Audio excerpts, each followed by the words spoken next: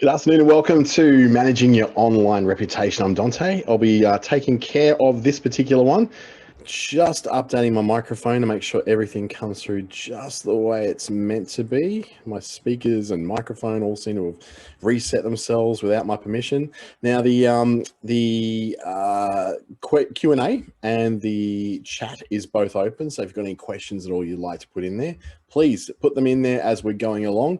There might be some examples you're aware of, or there might be a particular a case study that you may know of, or it might just be that it's your own business that you would like to talk about on how you can perhaps manage your business's online reputation. I'm just going to clear some of this stuff off my screen because suddenly got all these amazingly I updated my Mac recently and now I've got notifications popping up everywhere, even on screen when I'm trying to make it not be on my screen. So let's get underway. This is brought to you by the Australian Small Business Advisory Services Digital Solutions Program with Business Station, Regional Development Australia, Queensland, and Treaty Business Consulting, where I am in the NT. And a good quote here that came from Ernest Brammer, who's a very a rather prolific English author, saying a reputation for 1,000 years may depend upon the conduct of a single moment. Now, thankfully, that conduct is not generally defined by someone else's bad review of you. It's usually defined by your response to that bad review, but a little bit more of that later on. Hopefully we'll be able to knock this one over quite easily today. So this particular webinar or this particular presentation is all about small businesses that aren't necessarily in a position to have someone monitoring their reputation for them, or their reviews, or all those sort of things. It's also for individuals and businesses that have some kind of public profile. So for instance, if you're a public figure, politician, any of that sort of thing, or if you're operating as a coach, or you're doing some kind of work where you are literally the business, then this one could be for you. It's also for those who've had bad reviews before, or not recommends on Facebook, because I don't do reviews anymore. They're called recommendations or do not recommendations. And you've had some kind of, bad experience with that yourself. This is very much going to sit in your sandpit as well. What we're going to cover is a bit about what reputation management is and why it's pretty important for your business to get on top of, about securing your particular online properties, your brand, and even the product names that you're using, and how content creation can help affect your reputation. Using bad reviews as a bit of an instructional moment, but also as a customer care moment, even if it's a nasty, out there, completely unwarranted bad review. Keeping your cool is probably a big one there when you need to, and some strategies to go about that, and what you need to do to invest in your reputation. So it's not a great, big, huge, expensive thing at all. Mostly it's just a little bit of time and a little bit of care. We'll cover that towards the end of this one. We may actually be over with this one within half an hour and you can get back to your life. That would be great, wouldn't it? Me, if you haven't met me, I'm a trainer and advisor with Facebook Australia and New Zealand. I work with Google's Digital Springboard program, the ASBAS Digital Solutions Program, which is the one that we're presenting with today, and available for one-to-one bookings through that, and through Treaty Business Consulting in the Northern Territory. I own my own digital agency. I've created so many websites, I've almost lost count, but we reckon it's about over 3,000. And I study a lot. I spend a lot of time studying. I don't have many hobbies. My hobby is learning. I guess it's a really weird hobby to have. I probably should take up gardening or some kind of sport, I think. So our first point to cover is that it's really important for you to own your business wherever you can. And by that, I mean owning the presences of your business, particularly online. So what we're talking about is owning your business name. Of course, that's one of the first steps you take of going to the ASIC directory and registering your business name. Hopefully you've already done that. So don't just assume that because you've got a brand that you kind of trade as, or that you've got a domain name for, or that you're telling people that you are, if you haven't registered that business name, you do leave yourself a little bit open for abuse later on, particularly if you start to get a little bit successful. Getting your .com.au or .net.au or .com or .net at least is really important for you. Trying to use something like a wix.com/something as your website is going to make it really, really difficult for you to be able to be taken seriously by a lot of people. But also it's something which, gives you a little bit of identity. It says that I am investing in my business enough to make sure that I've got at least this one piece, which is important to me, which is my brand and my name in some kind of place where I'm considered to be credible, and there's some kind of authority that you're coming across, not as an @gmail.com email address, but as a @yourdomain.com.au. It looks a lot more authoritative. It looks a lot more real, and there's no sort of cheapness to it. I think we've all driven past the occasional tradie who in the back of their ute has got like a Big Pond email address linked, or a Gmail or a Hotmail. It kind of feels a little bit, it doesn't feel like it's complete. It doesn't feel like it's necessarily a real business you're dealing with, even though they are. It just puts across that feeling that, oh, if you didn't take time to do that, what else didn't you take time to do? Owning your own social media properties is a pretty obvious one. Owning your Facebook, your Instagram, LinkedIn, and YouTube, an absolute minimum. Now, I'm not saying that you necessarily have to do all those things. You don't have to go onto TikTok, for instance, and start jumping around and making funny faces to songs. What you can do, though, is secure your profile and your name in them. So you make sure that your username, your brand name, is the username that you've got on TikTok, just so you can get it and no one else can. Same with Facebook, same with Instagram, same with LinkedIn, making sure you're present on all those platforms, even if you're not active on it. Remember, we're not talking about growing your brand here. We're just talking about owning your brand, making sure that you've got control over the properties online that make a big difference to you.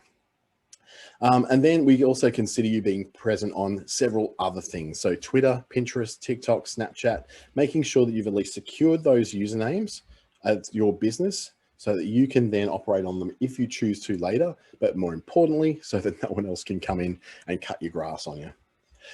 Owning your actual name is very important too, as a personal profile on Facebook. And this would probably be the very least, but I would say do this on LinkedIn as well, making sure you have your personal name showing on all these places. Again, not that you have to use them. If you're just not a Facebook oversharer, don't be a Facebook oversharer, but at least claim your name and your username as a person on Facebook, so that then you've got control of that name and no one else is stepping in and pretending to be you down the track.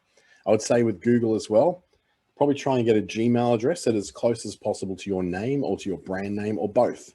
Just have a couple of Google accounts, a couple of Gmail accounts, just so you've claimed those two big kahuna names that are to do with you. So if anything does come from later down the track where people are trying to claim that that's their name against you, you've always got the legacy of having had those first.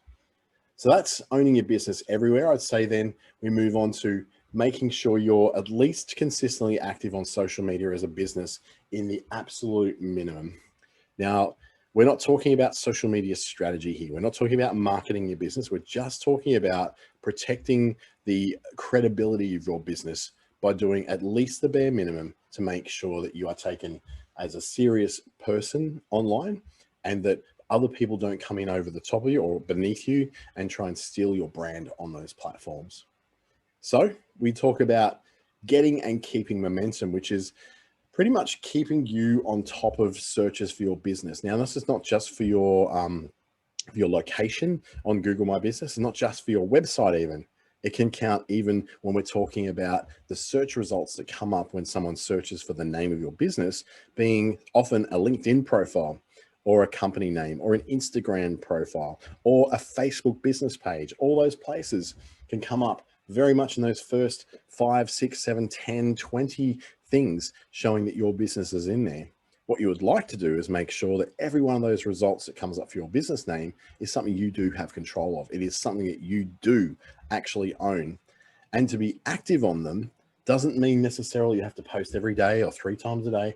I'm talking about just maybe once a month even. Just making sure something appears in there once a month, so it looks like you're active and credible, and you've got some kind of some momentum there that shows people that this is an active profile and therefore an active business. This protects your brand and your reputation online, not because you're being super active and you know, putting stuff all over everyone's profiles and taking photos of your dinner and your babies and your dogs and all that. We're not talking about that. We're just talking about doing the very bare minimum of work with a post on a profile, maybe once a month.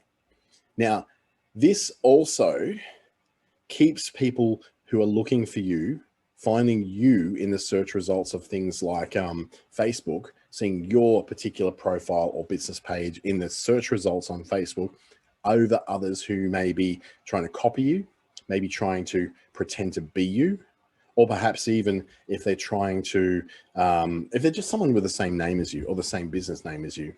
An example would be that when I started up a business called ClickStarter some years ago, there was one other business in the world called something very similar to that. It was called ClickStart, and they were in, I believe it was Denmark. Now, that's great and all. I don't really mind that. There was another business similarly named in Denmark. They're not likely to cross paths with me. But what I did want to make sure was that if someone's searching for that particular name, they're going to find me first. So I had to do enough on that profile, knowing that they hadn't done anything since about 2012 on that profile, that it wouldn't take much for me to appear above them. And sure enough, within about 2 weeks, I was the first search result coming through on all social media. And eventually, within about a month, I was able to come up above them in Google results as well. So when we're looking at protecting your online reputation, we're not just talking about reviews and recommendations. We're looking at securing your position on search results, securing your position on the search results within social media profiles, that kind of thing. Now, one way you can help to, I guess, blunt the effect of people who are trying to copy or trying to come in underneath you and pretend to be you is that you report fake profiles straight away. If you see one and they have the same name as you, they're pretending to be you in the same market as you go and report them as a fake version of you. And you can do that within Facebook quite easily. You can do that within Google as well. And you can do that within LinkedIn. They're very simple processes. There's on the profile, you'll see that there's like not a settings, it's like a little pull down arrow on their particular business page. And you pull that down and you say, report this page. And when you report that page, you can have a variety of different options. One's usually, this is a fake page or it's pretending to be me. You can report that. The same if someone's created a fake profile of you personally on something like Facebook or Instagram, you can report that as a fake profile that is pretending to be you. It's a very legitimate thing to do. Just make sure that you haven't put a fake name yourself up on there, that if you have your name on that profile is actually your name that you can prove with birth certificate, passport, driver's license, anything like that. If you're using a nickname or if your name is, Trudy Marie and you just call Trudy Marie Jones and you just call yourself Trudy Marie online, then you won't be able to prove that that's you. That is not your actual real name. So therefore you cannot claim that as being just yours and no one else's. So probably do a search roughly monthly, just to make sure that your business page is the only page that's on there about your particular business. It's not a big thing. I set myself a reminder every month to actually go on a particular day of the month. It's actually the 18th of the month. Do a quick Google of myself, a quick Facebook of myself, and look to see what else is coming up under my name. Now, about 2 years ago, I saw a profile for someone else on this planet called Dante St James. I thought it was so original. Turns out there's one other. He's over in America. We're not going to cross paths that easily, and I don't actually know that that's his real name. And he doesn't seem particularly active on social media. So I always appear as the primary Dante St James, thankfully.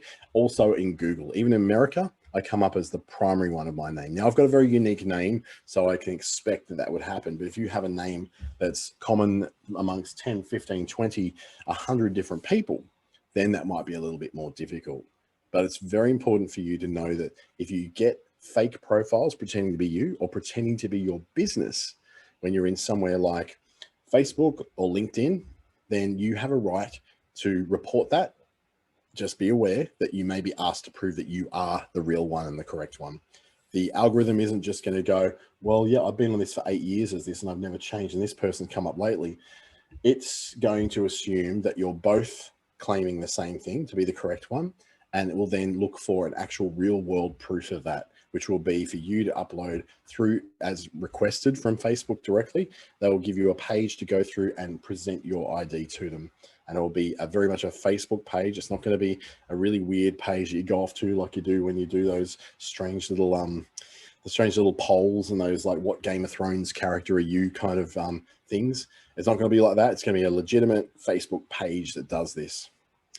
I would also say that working on fans, and this is going a little bit beyond doing the bare minimum to be regarded as credible. I would say this is when you start to go, okay, develop relationships with your fans, not just find followers.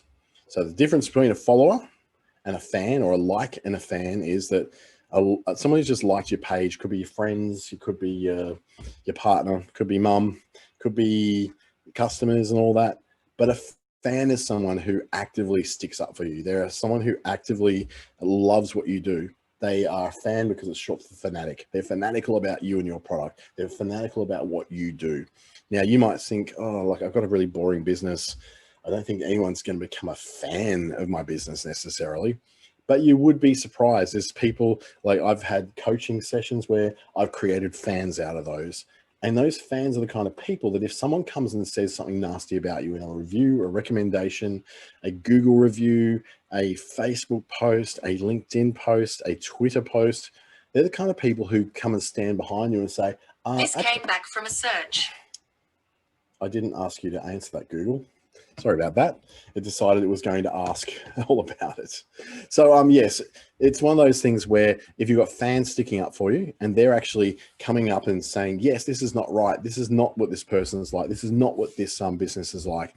That actually shows that you've got a good groundswell of people who will back you in that. So you don't necessarily have to go to war on these people because your fans are backing you up for you. So loyal followers can actually also be quite effectively mobilized to report fake profiles for you. For instance, if someone pops up and does create some kind of fake profile around you or trying to copy who you are, what you can do is then just say to your fans, look, someone's done this. I think we need to address this. Can you please help me to report this profile? And they will do that. I've had it happen with other businesses before when we've had someone who's tried to pretend to be them. We've gone, okay, we've mobilized 1,000 people to go and report this other fake profile as being a fake profile.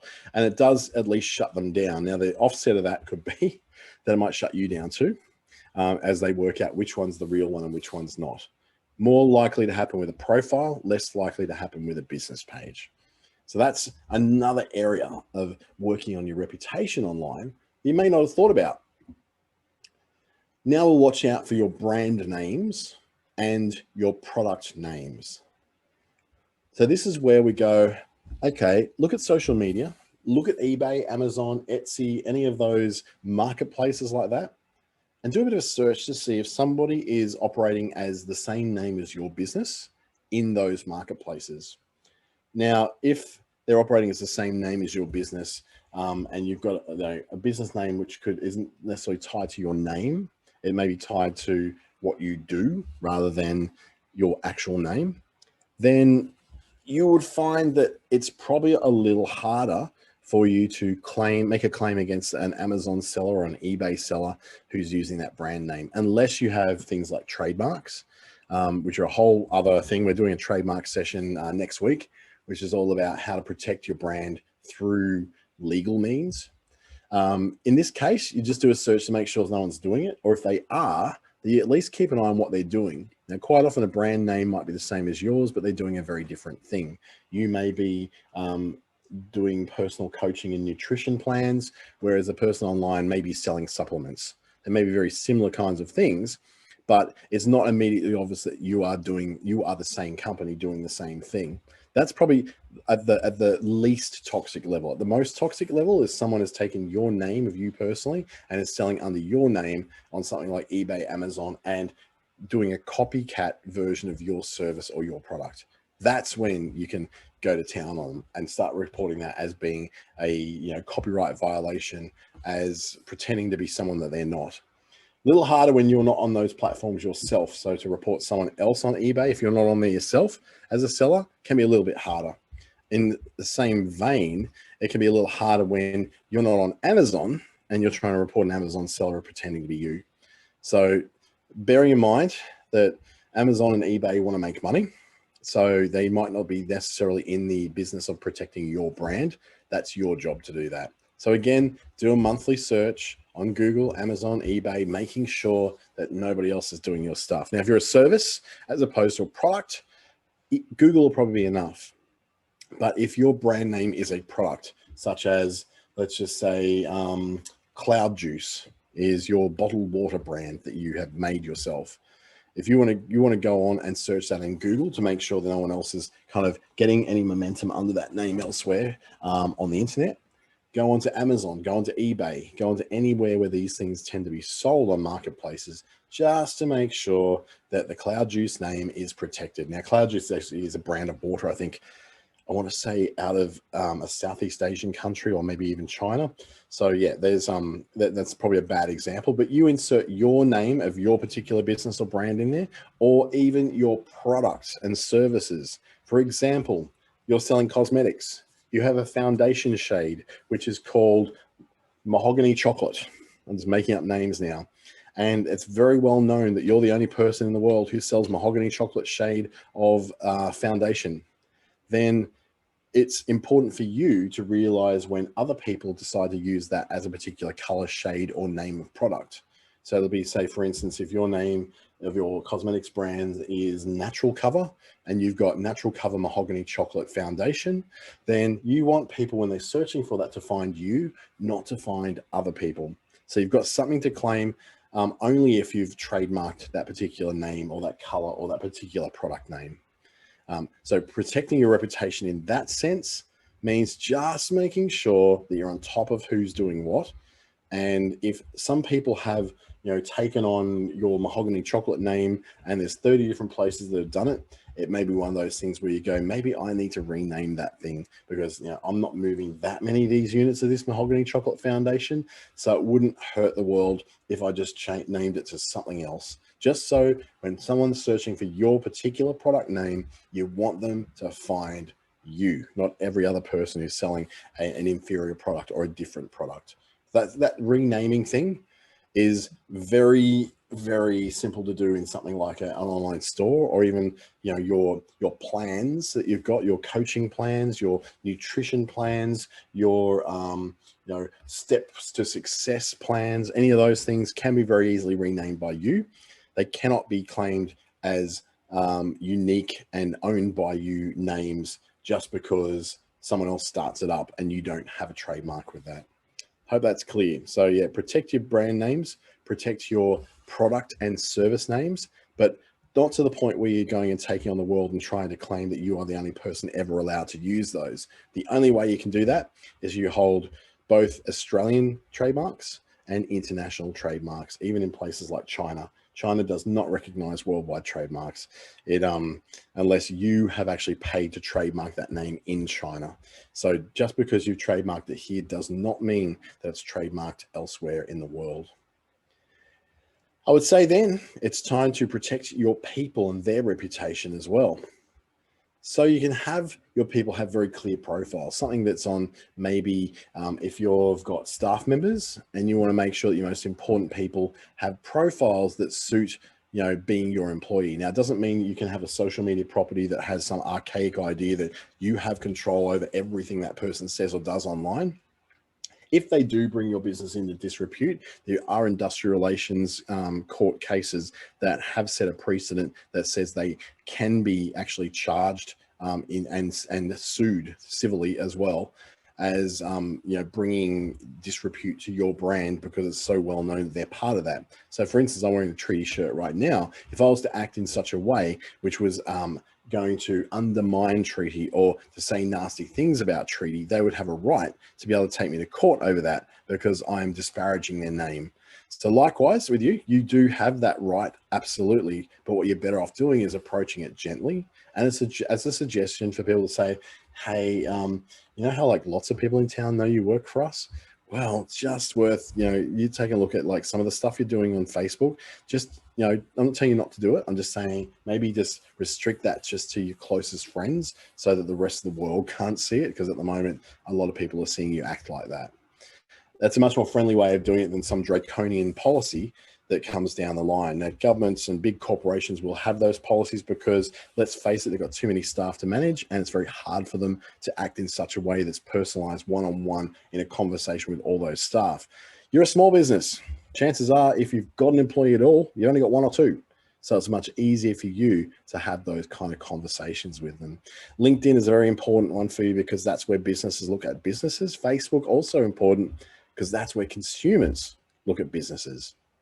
The problem with privacy and saying, oh, I don't want to have my face on my website. I don't really want to have my name on my website. I just don't want people to know I'm a very private person. The problem with that is that the more private you want to be, the more ripe you are for others to actually go out there and pretend to be you, to steal your identity, not by getting a credit card number or getting a passport number, or in America, the social security number, or your driver's license number. We're talking about identity theft that's more online. So where they can start to claim your Facebook profile, your Google presence, a domain name on a website, which is just like you. The more you try to protect yourself privately and say, I am not going to have any sort of presence online, it's very easy for someone else to step in and fill that gap for you, particularly if you become quite a public figure. You really need to own your own media. You really need to own your own reputation and face online. It's very easy for the more malicious characters of the world to be a lot more active online than you are. So they can get on there and create a Facebook profile because you've decided not to. They can create one and then create a whole bunch of stuff on there, which is trying to sell network marketing gear, trying to scam people out of credit cards, and it's all coming under your name. And perhaps a photo they've been able to dig up from you from some profile you had on MySpace 15 years ago. So just bear that in mind, please, that the less about you online that you've put on there is the more space for others to come in and put something that's not really you or pretends to be you in its place. So it does say that whoever you are, be clear and open. So that's where you make sure that you do have a Facebook profile that does have your real name. You do not have to necessarily be super active on it. You just have to show that it's you, so that you can prove that, yes, I am, Peter. Yes, I am Ian. Yes, I am Janet. Yes, I am, Ping Fao. I am that person. And showing that there's at least something on there once a month, once a quarter, even once or twice a year, just so it's clear that this person already exists on there. So anything that comes up and pretends to be someone else is very obviously not going to be the real person, and allows people to really easily check against a very solid source of information that you have put out there about yourself. So when I go to Google myself or look for myself on any sort of social media, it's going to be abundantly clear because of how regular I am with profile posting, how I do actually put photos myself on different things, is not just because I'm trying to promote myself, but it's also because I'm trying to protect myself. So it's a very different way of looking at privacy.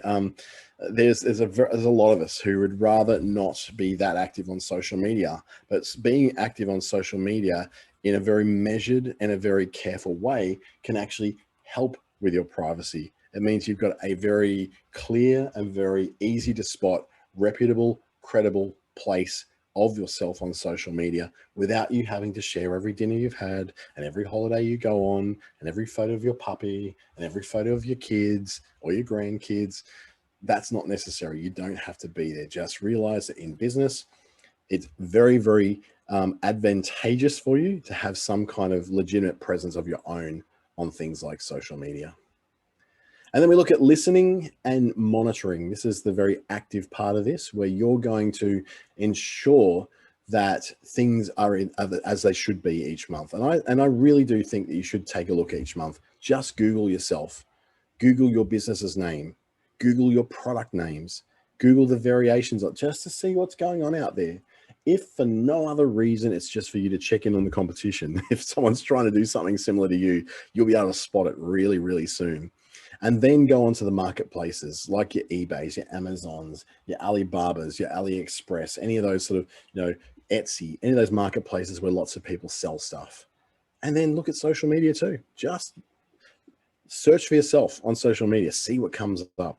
It can be quite fascinating and quite scary as well, but you will know very, very easily, very soon, if it pops up and just 1 month suddenly pops up and here's a duplicate profile, it gives you time to go in and get yourself and everybody else to go and report that profile as being fake. You can nip it in the bud before it becomes a big problem. And given the amount, I've got a call this afternoon with a lovely lady who has had her Facebook account hacked. So I've got to have that chat with her this afternoon. And ultimately, she caused that hacking because she did something that didn't keep her secure. So making sure you do hit those things early means you're far less likely, like magnitudes of percentages of less likely to be taken advantage of. And you can use software to listen for these things. There's reputation management software out there. It kind of automates the process of looking at that and then alerting you of stuff. It's probably a bit of overkill when there's a perfectly good thing called Google Alerts, which is a free service that allows you to do this. If you go to Google Alerts, just go Google and then Google Alerts, it will then be able to give you a piece of software that you put in words, phrases, or brand names that you wish to be alerted about. Let's say, for instance, your brand name is called Optimax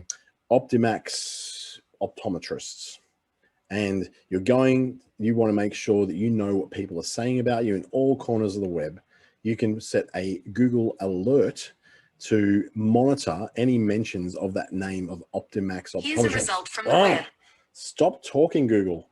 It scares me every time she does that. Yeah, she's turned down now.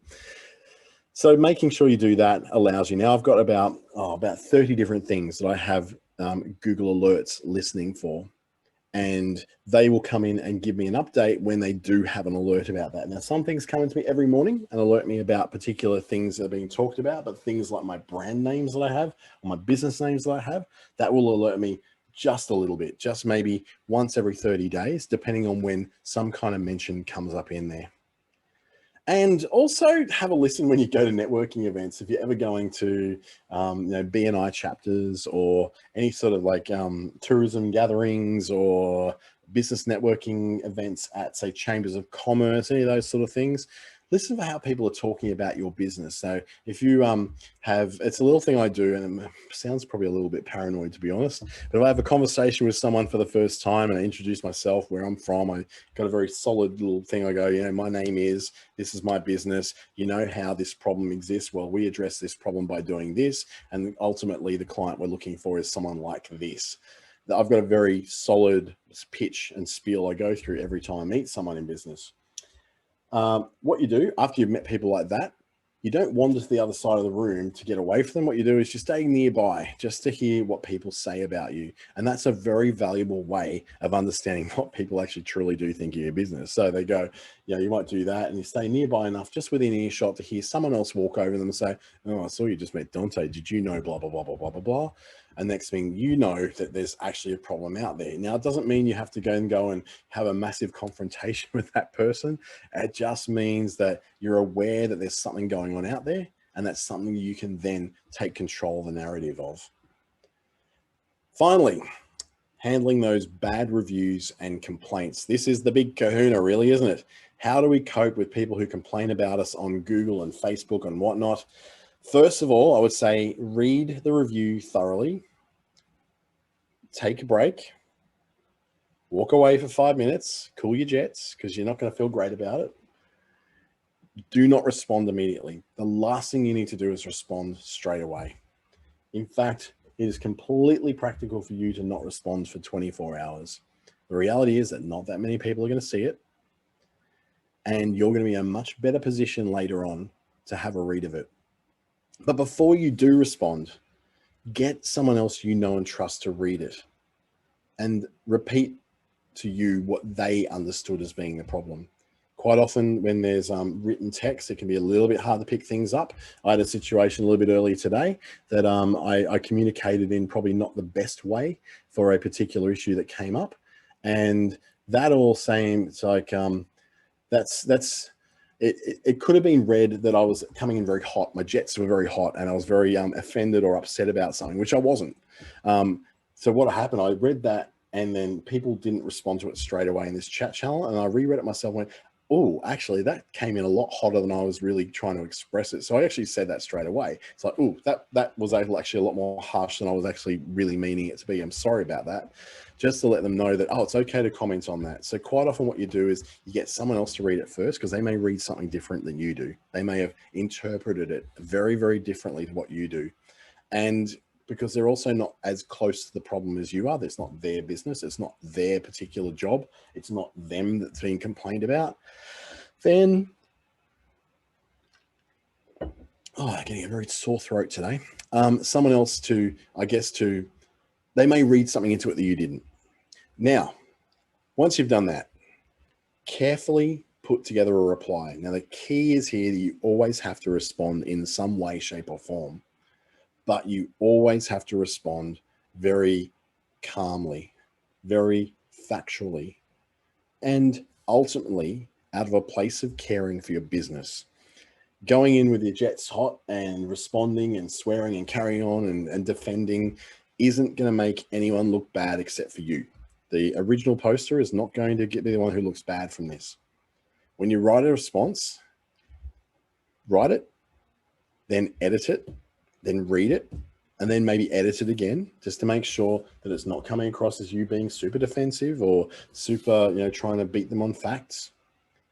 Then get someone else to read it before you actually post that response. That same person that maybe read it before, get them to read your response before you respond. I would go so far as do not write it in the platform that you're responding to. If it's a complaint or a bad recommendation on Facebook, do not respond on Facebook yet. Do it in Word, do it in a notepad, whatever it does, even write it down on a piece of paper. Don't put it in the platform because it's so easy and out of anger to hit post. And you've said that thing that maybe you will regret a little bit later on. Your whole point of responding to bad reviews or complaints is not to inflame, but it's to clarify and it's to calm the whole situation down, because no one wins an argument online. If you've ever seen people offended by this, offended by that, defending this, attacking that, it's just a dumpster fire out there. It's like someone lit a garbage bin on fire and it's just a mess of melted plastic and burned crap everywhere. No one wins an argument online. So what you want to do is clarify what happened, respond with an apology, even if it's not your fault. It doesn't hurt you. It doesn't hurt your pride. Does not hurt your business to at least say, I'm sorry that this happened to you.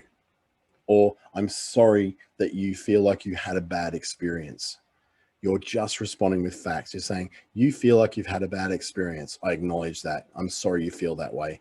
And then you want to move the conversation as soon as you can offline.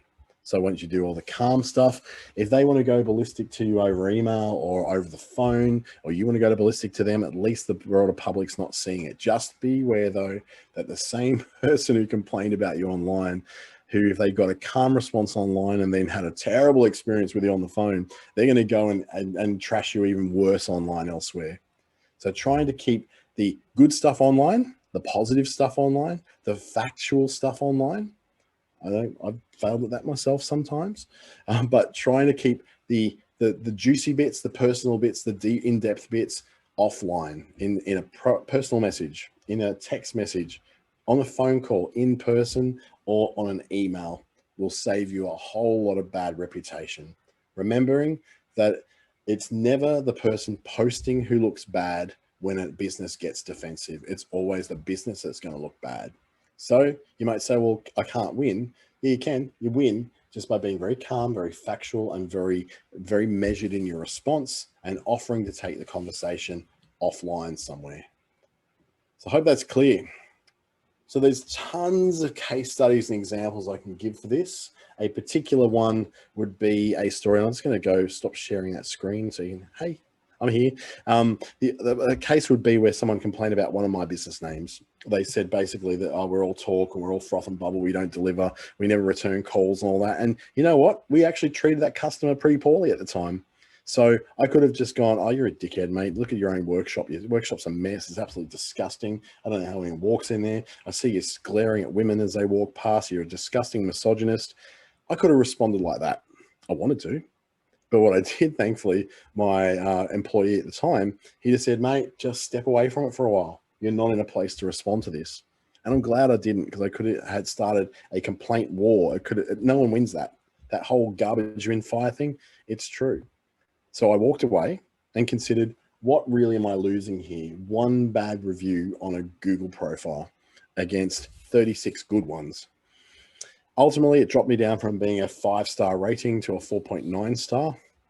Not really that big a deal, really. In fact, I probably trust a 4.9 star rating more than a 5-star rating, because 5-star ratings, they're all 5-star and there's like 40 of them. Chances are someone bought those reviews, or it's all their friends and family who are doing those reviews for them. They're fake reviews, or they're starting up accounts of their own. You cannot trust a lot of reviews because they're so easily gamed and faked.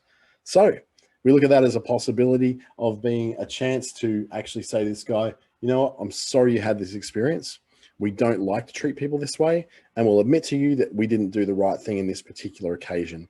So we'd like to make it up to you. Please email this address and we'll try and see if we can fix this problem with you.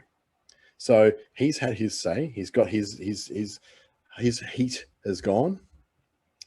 You've been able to reply in a very professional manner, opening the door for reconciliation. Now, whether or not that reconciliation actually happens, and I'll tell you now, in about 80% of cases, that person will never reach out and contact you because they're embarrassed about what they did and they don't actually want to fix the problem at all. They just want to move on for it, just the same way as you do. You just want to move on.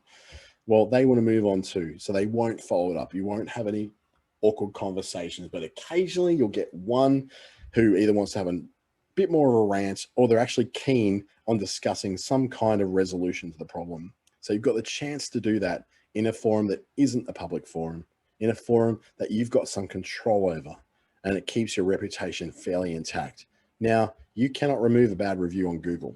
You can't remove a bad review on Facebook, unless it's not about your products and it's not about your business, not about your services. You can claim with both those platforms that that's something that isn't even relevant. They didn't even go to your particular business. They didn't come to your shop. They're talking about someone else, and that's easily provable by you because you are a store that sells organic fruit and vegetables, and they're talking about the bad meat they bought there, and you don't sell meat of any description, good or bad.